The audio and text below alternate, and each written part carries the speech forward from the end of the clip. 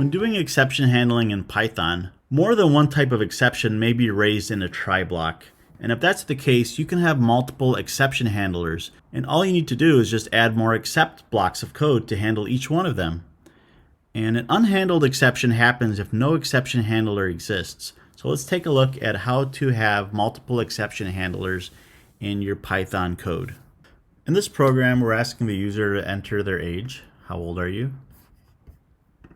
And if the user types 5, it's going to be read into the program as a string, and then the int function will try to convert it to an integer, set age to 5, and then print out you are 5 years old, and then print out end of program.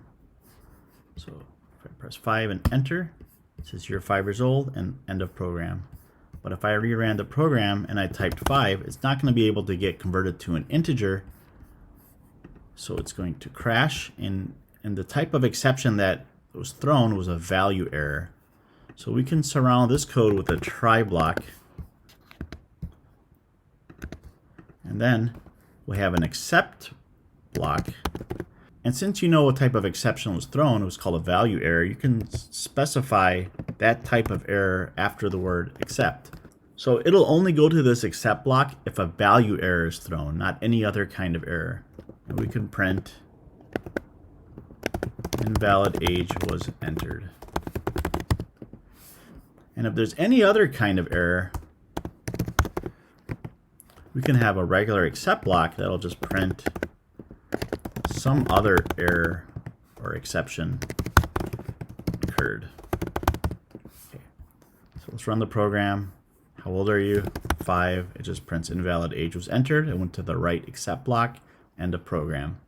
So let's create another type of issue. Let's say you have a list of grocery items. Apple, banana, and cereal. And you try to print out list at index 5. Okay, so we know that apple is index 0, banana is 1, cereal is 2. There's nothing at index 5. That element doesn't exist. So is it going to go to this value error except block and say invalid age was entered? No, it's going to go to this default except block where it's going to print some other error occurred. So for 5 years old, some other exception occurred, and end of program. But if you want to